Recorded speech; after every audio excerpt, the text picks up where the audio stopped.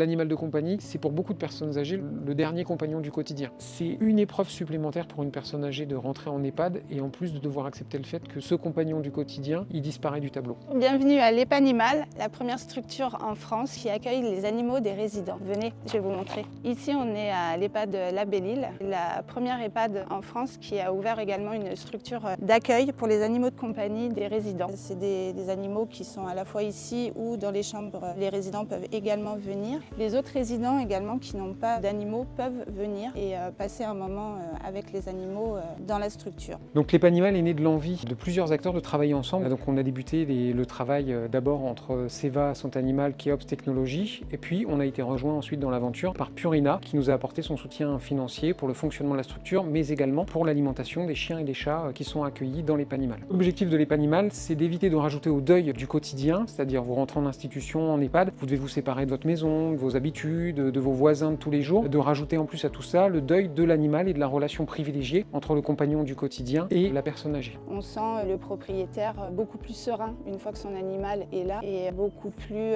apte à rentrer en communication avec les autres en fait. Et les familles sont très soulagées de savoir que voilà, l'animal est aussi auprès de leurs proches. C'est vrai que dès qu'on aborde le sujet des animaux, on voit tout de suite que voilà, les résidents parlent beaucoup plus. Donc les animaux, ça fait partie de la vie de tout le monde. C'est un vrai bonheur de pouvoir venir au travail et de pouvoir passer un petit peu de temps avec eux.